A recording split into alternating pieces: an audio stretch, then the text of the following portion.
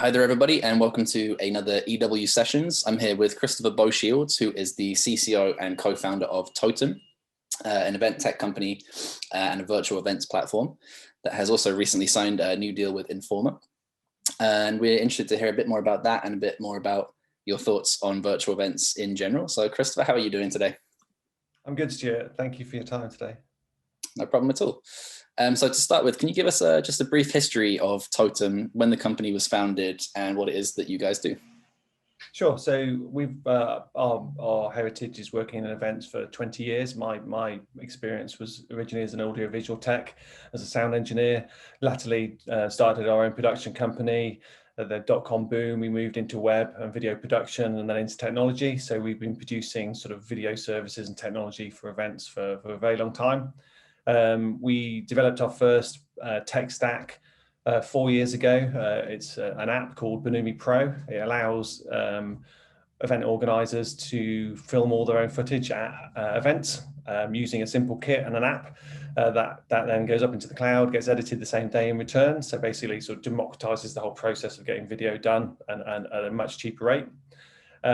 We had that tech in place. We're selling that quite successfully into the events world and some large blue chips. And then obviously COVID hit last year.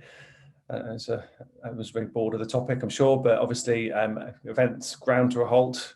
Everyone was forced to sort of pivot straight onto online, and we were getting a lot of requests from our clients to broadcast into their virtual events, and they were all asking the same question. You know, what platform should we use? What's everyone using? How's it going to work? What should we do? What should we do? So we, tried lots of things. We worked with clients over like lots of different platforms, and then we very quickly took the view that we would make our own. So we did some rapid prototyping, some rapid ideation. And sort of went from sort of a PDF to a blueprint to a wireframe to a platform in 8 months. And we took a few clients along the road with us, to take their input, just get them to challenge us of what we were doing and why and what they needed, because they were learning as well through this process during the year. And Totem was born. And Totem's a pure self-serve DIY platform. It has full functionality for networking, content, video baked into the platform itself to stream yourself. But we just took the view that clients work so hard in the physical sense to create a unique event, whether it be an exhibition or a conference, an award show, and they have unique USPs that make them create their audience. But suddenly they were forced into a virtual world where they were all using the same platforms. So it was like you'd have competing events with the same technology, and the logo just changed to the top left-hand corner. Yeah. So we sort of set out from that as a goal for the world not to look like that, or the clients have the options for it not to be like that. So how could they make their events unique? How could they brand their events, take control? We were not precious about calling it Totem, as a brand. So clients who work with us, they call the platform whatever they want to call it. So they're sort of owning their own piece of tech. And it's going very well. And so you mentioned taking some clients along for the ride, as you said, one of those being Informa, who you've recently signed a partnership with to create Connect Me. So that's kind of their sort of bespoke version of your software, which they're using for their events.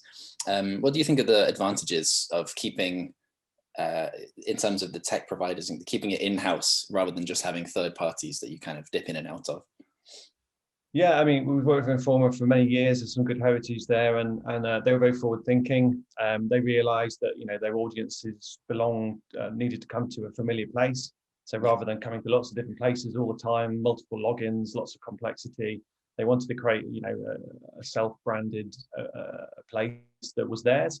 They also wanted sort of forward their thinking on what their events were virtually, but also looking forward to hybrid.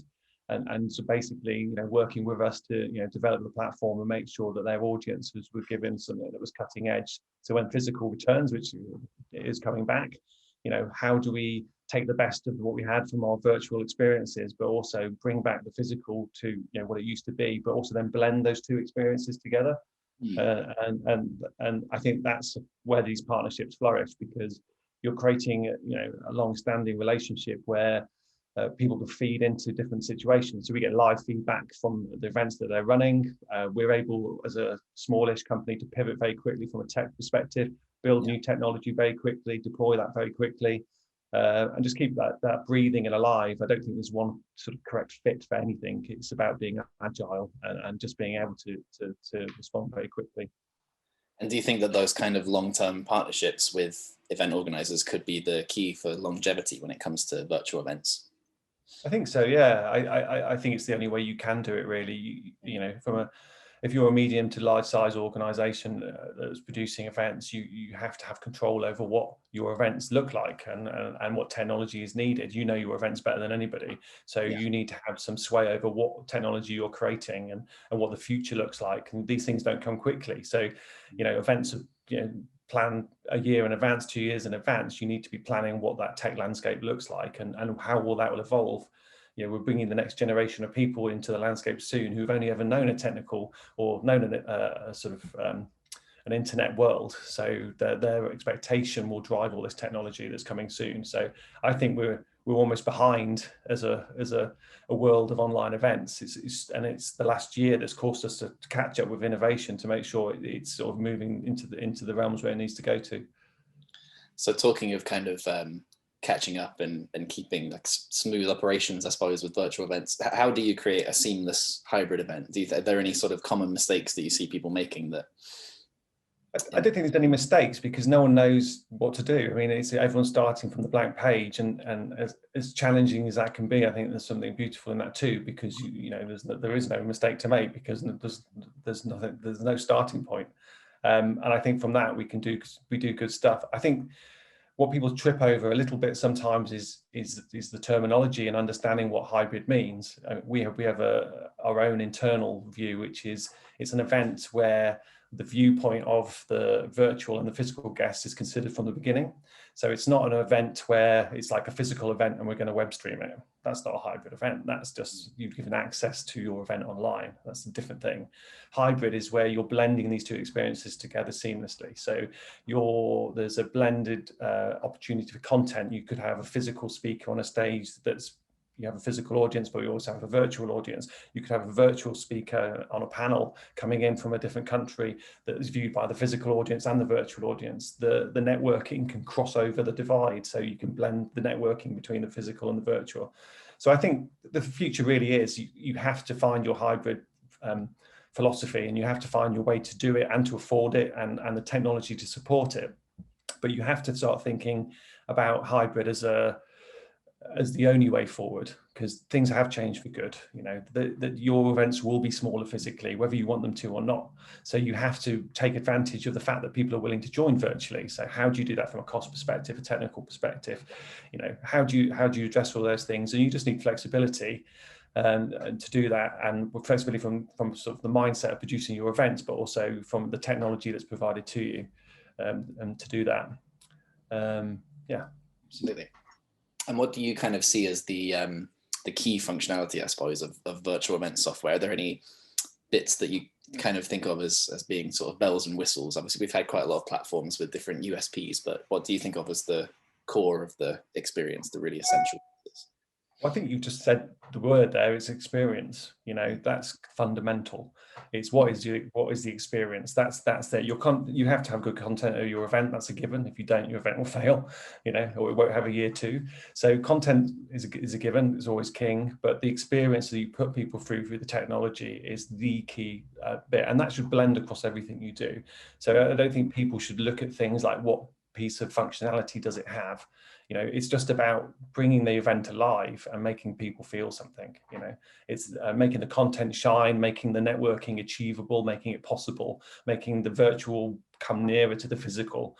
And that's experience, and that's design and UI. It's not bells and whistles. People trip over themselves and always looking for the shiny new toy. You say, oh my God, I've seen this thing on this platform. You could press a button and something happens, you know, and that's great. And you can suddenly fill your platform with lots of bits and bobs. But it's how you create that experience from the beginning to the end. So, you know, you work very hard physically for an experience from, you know, your reg desk through into, you know, your coffee, through into your sessions, into all the things you do. You work very hard. That has to happen online too. And it's how you blend those things together fundamentally. And I think that's where the effort needs to go into, not necessarily the bells and whistles and features. That's, you know, that's easy. That's just tech, you build it, but it has to be part of the whole to create your own standpoint. The things that maybe don't sound quite as sexy on a press release, but when you see it in person, sort of working properly. Yeah. Yeah, Well, yeah, perfect. absolutely. Yeah. That's very interesting. Thank you for taking the time, Christopher. Okay. Appreciate it. I hope you have a good afternoon. Yeah, you too. Thank you very much. Cheers.